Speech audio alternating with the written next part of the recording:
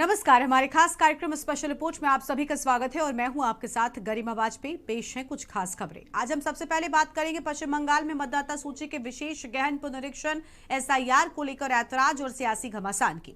वहीं कर्नाटक में सीएम पद और विवाद पर रिपोर्ट भी आपको दिखाएंगे और चलते चलते बात संविधान दिवस और इसके महत्व की करेंगे। तो चलिए अब खबरों में चलते हैं विस्तार से।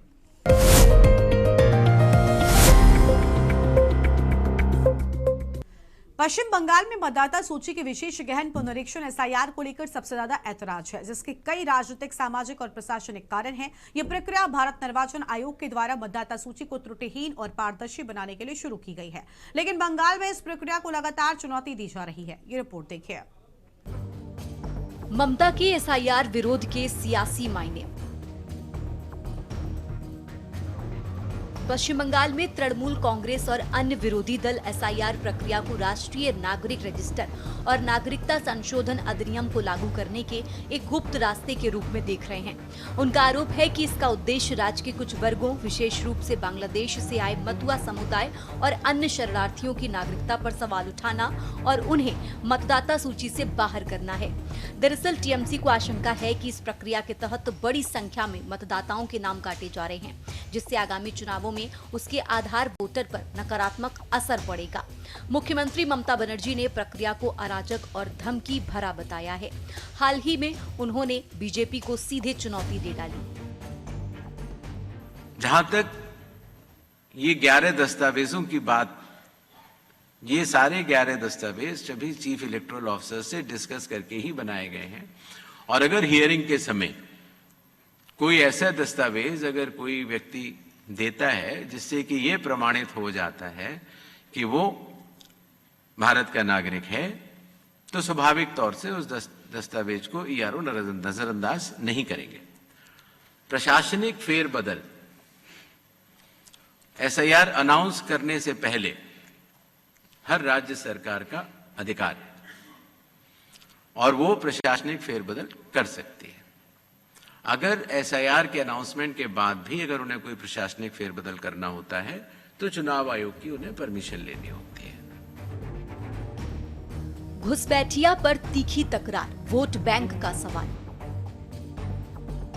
आपको बता दें कि एसआईआर की प्रक्रिया शुरू होने के बाद अवैध बांग्लादेशी प्रवासियों में डर फैल गया है और बड़ी संख्या में लोग भारत छोड़कर वापस बांग्लादेश जा रहे हैं। ये स्थिति राजनीतिक आरोप प्रत्यारोप को और बढ़ा रही है। बीजेपी इन लोगों को घुसपैठिया बताती है और टीएमसी पर उन्हें आश्रय देने का आरोप लगाती है। टीएमसी ने चुनाव आयोग पर बीजेपी आयोग के रूप में काम करने और दिल्ली से मिले निर्देशों पर जबरदस्ती ये अभ्यास करने का आरोप लगाया है। बता दें कि देश के करीब 12 राज्यों में एसआईआर को लेकर बवाल मचा हुआ है। सबसे ज्यादा हल्ला पश्चिम बंगाल में है। पश्चिम बंगाल की मुख्यमंत्री ममता बनर्जी ये कहती रही हैं कि वो राज्य में एसआईआर को नहीं होने देंगी। उन्होंने चैलेंज किया है कि किसी को भी राज्य से निकलने नहीं दूंगी। शायद उनका इशारा बांग्लादेश जा रहे उन अवैध प्रवासियों का था जिनके पास उचित डॉक्यूमेंट नहीं है। पहले भी उन्होंने ऐसा ही चैलेंज किया था। बाद में खुद टीएमसी कार्यकर्ता आम लोगों का एसआईआर फॉर्म भरवा रहे थे। जाहिर है कि एसआईआर शुरू होने के बाद से ही भारी संख्या में बांग्लादेशी अवैध नागरिक भारत छोड़कर अपने देश जा रहे हैं। घुसपैठियों के पलायन पर कुछ दिनों तक ममता बनर्जी ने चुप्पी बनाए रखी, पर अब एक बार फिर उन्होंने एसआईआर विरोध बयान देने शुरू कर दिए हैं। अब तो उन्होंने चुनौती दे डाली है। उधर चुनाव आयोग अपना काम जारी रखे हुए है। नए चैलेंज से ये साफ हो गया है कि इस बार बंगाल में चुनाव एसआईआर के मुद्दे पर लड़ा जाना है। बता दें कि साल 2002 में जब भारत निर्वाचन आयोग ने आखिरी बार स्पेशल इंटेंसिव रिवीजन यानी एसआईआर कराया था, साल 2025 के बीच पश्चिम बंगाल में पंजीकृत मतदाताओं की संख्या में 66% की बढ़ोतरी हुई है। साल 2002 में कुल मतदाताओं की संख्या करीब 4 करोड़ थी, जो अब बढ़कर 7 करोड़ तक हो गई है। আমি বিজেপিকে বারবার বলি, ওরে আমার সাথে খেলতে যাস না। আমার সাথে খেলতে গেলে আমি যে খেলাটা খেলবো সেই খেলায় তোমরা আমাকে ধরতেও পারবে না, ছুটতেও পারবে না, নাগালও পাবে না। সারা ভারত সরকার বসে থাকো, সব এজেন্সি নিয়ে বসে থাকো, কোটি কোটি টাকা খরচ করো, টাকা গুজে গুজে দাও, টাকা নেবে লোকে, তোমায় ভোট দেবে না। सीमावर्ती इन जिलों में कैसे बढ़ गए मतदाता? उत्तर दिनाजपुर 105.49%, मालदा 94.58%, मुर्शिदाबाद 87.65%, दक्षिण 24 परगना 83.30%, जलपाईगुड़ी 82.3%, कूच बिहार 76.52%, उत्तर 24 परगना 72.18%, नादिया 71.46%, दक्षिण दिनाजपुर 70.94%। घुसपैठियों को किसका संरक्षण? पश्चिम बंगाल, बिहार और झारखंड आदि के सीमावर्ती जिलों के लिए ये कोई छुपी बात नहीं है कि यहाँ पर हजारों की संख्या में बांग्लादेशी मुसलमानों की अवैध बस्तियां बन गई हैं। बांग्लादेश से आने वाले उन मुस्लिम घुसपैठियों को देश की तथाकथित सेक्युलर पार्टियों के संरक्षण में ये बस्तियां फली फूली हैं। इनमें से ज्यादातर के राशन कार्ड और आधार कार्ड बन चुके हैं, पर वोटर आईडी बनवाने के लिए SIR के मानदंड पूरे करने होते हैं, जिस पर ये लोग खरे नहीं उतर रहे। दूसरी तरफ देश में जनगणना के आंकड़े और चुनाव आयोग की मतदाता सूची के आंकड़े ये बताते हैं कि एक तरफ जहां पश्चिम बंगाल की आबादी पिछले दशक में माइनस में पहुंच गई है, वहीं इस राज्य के कुछ जिलों में 100% तक आबादी बढ़ी है। जाहिर है कि ये सब यूं ही नहीं हुआ है। भारतीय जनता पार्टी के लिए भी राज्य में इस बार स्टैंड करने के लिए घुसपैठियों का तगड़ा मुद्दा मिल गया है। ये बंगाल में SIR होगा। बंगाल में जंगल राज को समाप्त किया जाएगा। अब बंगाल से बांग्लादेशी और रोहिंग्या मुसलमानों को निकाला जाएगा। ममता दीदी अब बचा नहीं पाएंगी। बंगाल को बांग्लादेश नहीं हम बनने देंगे। आपको बता दें कि SIR आंकड़ों ने पश्चिम बंगाल के शहरी और ग्रामीण सीमावर्ती क्षेत्रों के बीच चिरस्थायी असमानता को उजागर किया है।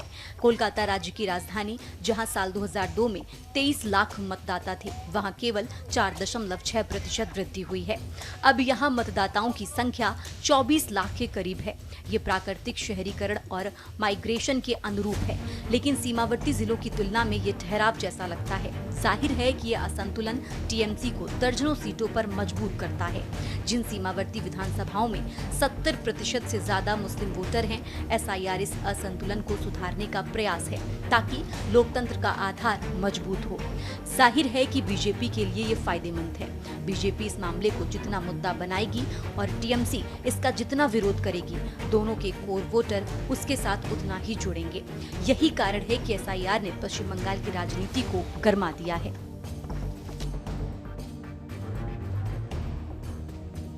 सीमावर्ती जिलों में बेतहाशा बड़ी आबादी के पीछे भाजपा का कहना है कि ये घुसपैठ है। गृह मंत्री अमित शाह ने कहा कि कुछ दल घुसपैठियों को बचाने के लिए SIR का विरोध कर रहे हैं। दावा किया कि ये ममता का वोट बैंक है। भाजपा का तर्क है कि बांग्लादेश से रोहिंग्या और मुस्लिम घुसपैठी मतदाता बनकर फैल गए हैं, जिसके चलते साल 2019 चुनावों में TMC को फायदा पहुंचा। दूसरी तरफ ममता बनर्जी ने ECI को पत्र लिखकर SIR को बैकडोर NRC बताया। TMC का कहना है कि सीमावर्ती जिलों की आबादी में बढ़ोतरी हिंदू शरणार्थियों की है, क्योंकि बांग्लादेश में हिंदू आबादी 23% से घटकर 8% हो गई है। इसके साथ ही TMC केंद्र और BSF पर नाकामी का आरोप लगाती है। कुल मिलाकर पश्चिम बंगाल में SIR को लेकर विरोध एक जटिल सियासी मसला है, जिसमें राजनीतिक प्रतिस्पर्धा, नागरिकता की चिंताएं, प्रशासनिक कठिनाइयां और मानवाधिकारों के मुद्दे शामिल हैं। स्पेशल डेस्क के न्यूज इंडिया। वक्त तो चला है एक छोटे से ब्रेक का।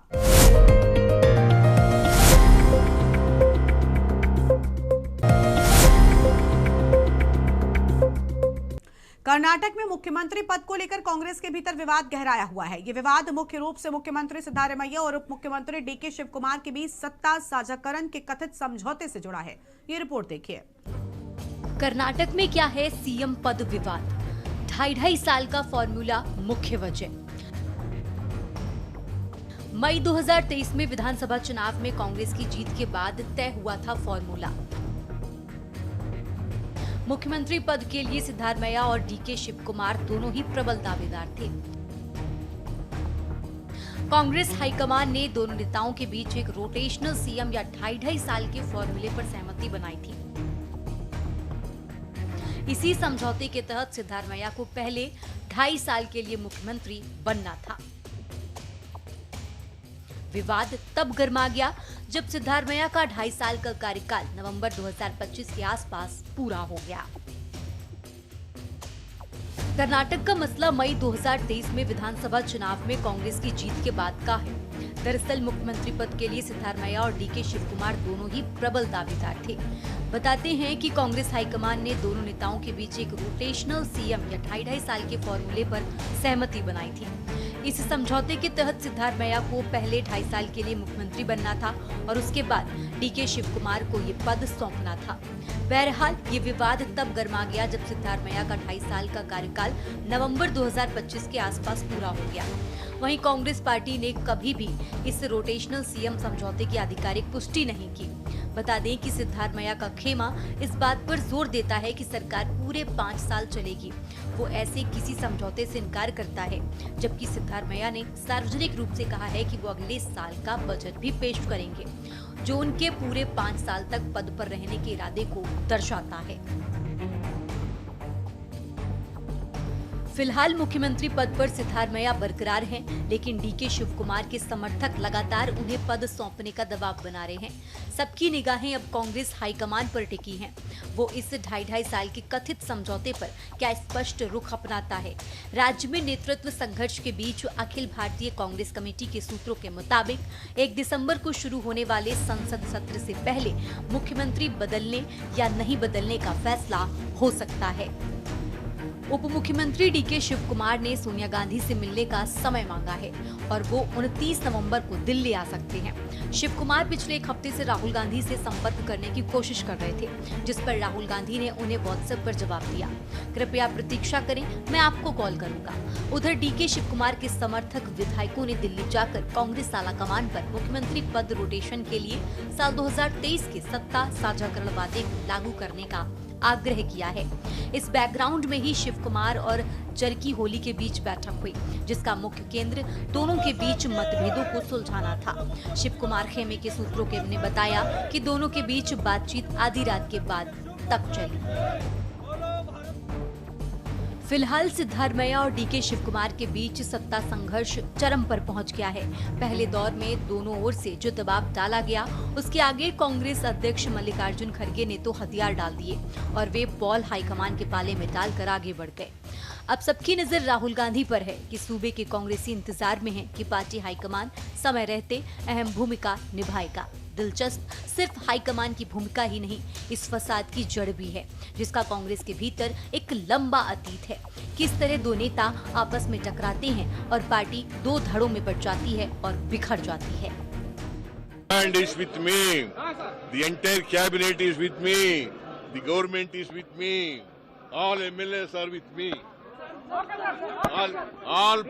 All Congress MLAs are with me. MLCs are with me. All Lok Sabha, Rajya Sabha members are with me.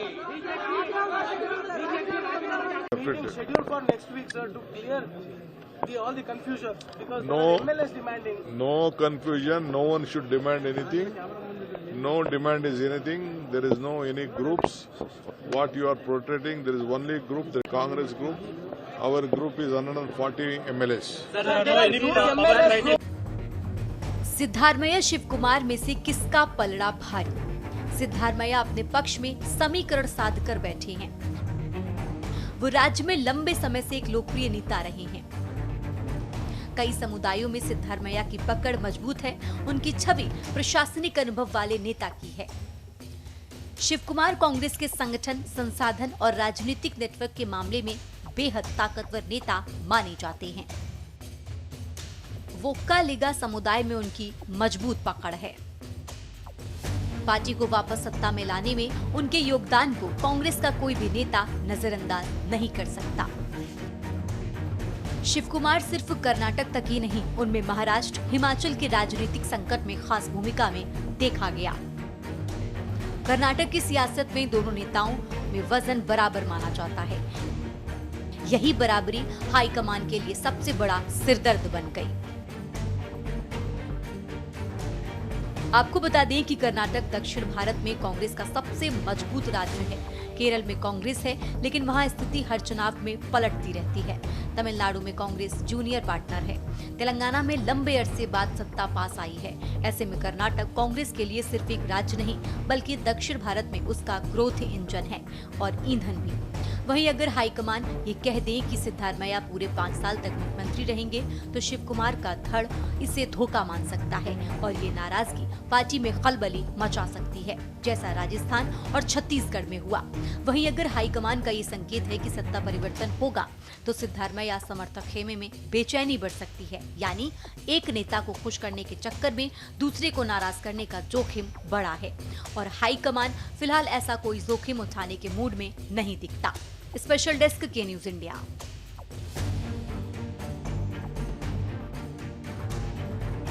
Bharat का संविधान अपने आप में बेहद खास है। ये भारत के लोगों की न सिर्फ बात करता है, बल्कि उन्हें सभी तरह के अधिकार भी देता है। बुधवार को पुराने संसद भवन के सेंट्रल हॉल में संविधान दिवस समारोह का आयोजन किया गया। ये रिपोर्ट देखिए। संविधान दिवस, जिसे राष्ट्रीय कानून दिवस या राष्ट्रीय संवैधानिक दिवस भी कहा जाता है, भारत के इतिहास में यह अत्यंत महत्वपूर्ण दिन है। यहाँ हर साल 26 नवंबर को मनाया जाता है। आपको बता दें कि 26 नवंबर 1949 को भारत की संविधान सभा ने औपचारिक रूप से भारत के संविधान को अपनाया था और राष्ट्र को समर्पित किया था। हालांकि संविधान की पूरी तरह से 26 जनवरी 1950 को लागू किया गया था, जिसे हम गणतंत्र दिवस के रूप में मनाते हैं। 2015 में डॉक्टर भीमराव अंबेडकर की 125वीं जयंती के उपलक्ष्य में भारत सरकार ने आधिकारिक तौर पर 26 नवंबर को संविधान दिवस के रूप में घोषित किया। इससे पहले इस दिन को राष्ट्रीय कानून दिवस के रूप में मनाया जाता था। संविधान निर्माण से जुड़ी अहम बातें। संविधान सभा को इसे तैयार करने में 2 साल, 11 महीने और 18 दिन का समय लगा। संविधान सभा के अध्यक्ष डॉक्टर राजेंद्र प्रसाद थे। डॉक्टर भीमराव अंबेडकर को भारतीय संविधान का जनक कहा जाता है। संविधान सभा के लिए जुलाई 1946 में निर्वाचन हुए थे। संविधान सभा की पहली बैठक 9 दिसंबर 1946 को हुई थी। भारतीय संविधान दुनिया का सबसे लंबा लिखित संविधान है। आपको बता दें कि संविधान दिवस के मौके पर राष्ट्रपति मुर्मू ने कहा कि स्वाधीनता के बाद संविधान सभा ने भारत के अंतरिम संसद के रूप में भी कर्तव्य का निर्वहन किया। बाबा साहब डॉक्टर भीमराव अंबेडकर हमारे संविधान के प्रमुख निर्माता थे। बाबा साहब की 125वीं जयंती के वर्ष में यानी 26 नवंबर 2015 में प्रतिवर्ष संविधान दिवस के रूप में मनाने का निर्णय लिया गया था। कार्यक्रम के दौरान उपराष्ट्रपति सीपी राधाकृष्णन ने कहा कि महान विद्वानों, ड्राफ्टिंग कमेटी और संविधान सभा के सदस्यों ने करोड़ों भारतीयों की उम्मीदों और आकांक्षाओं को पूरा करने के लिए गहरी सोच दी। उनके बिना किसी स्वार्थ के योगदान ने भारत को आज दुनिया का सबसे बड़ा लोकतंत्र बनाया। हमारा संविधान समझ और अनुभव, त्याग, उम्मीदों और आकांक्षाओं से बना है। हमारे संविधान की आत्मा ने साबित कर दिया कि भारत एक है और हमेशा एक रहेगा। वहीं लोकसभा अध्यक्ष ओम बिरला ने कहा कि अगर संविधान का अक्षरशः पालन किया जाए तो भारत 2047 तक एक विकसित देश बन जाएगा। बिरला ने कहा कि 2047 तक भारत को एक विकसित देश बनाना हमारा सामूहिक लक्ष्य है। संविधान दिवस कार्यक्रम में राष्ट्रपति द्रौपदी मुर्मू के साथ उपराष्ट्रपति सीपी राधाकृष्णन, प्रधानमंत्री मोदी, लोकसभा स्पीकर ओम बिरला, राज्यसभा के डिप्टी चेयरमैन हरिवंश, संसदीय कार्य मंत्री किरण रिजिजू, राज्यसभा में सदन के नेता जेपी नड्डा, लोकसभा में नेता प्रतिपक्ष राहुल गांधी, राज्यसभा नेता प्रतिपक्ष मल्लिकार्जुन खड़गे और दूसरे सांसदों ने संविधान दिवस पर प्रस्तावना को पढ़ा। देश के आर्थिक एकीकरण के लिए स्वाधीनता के बाद का सबसे बड़ा टैक्स सुधार गुड्स एंड सर्विसेज टैक्स के रूप में किया गया है।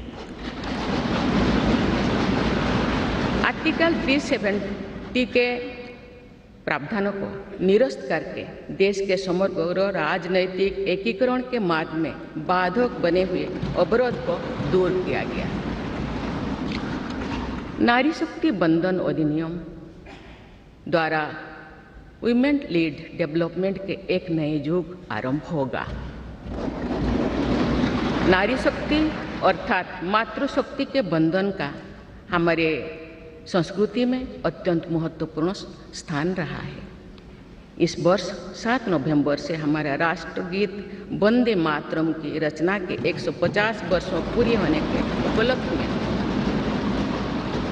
देशव्यापी स्मरण उत्सव मनाया जा रहा है।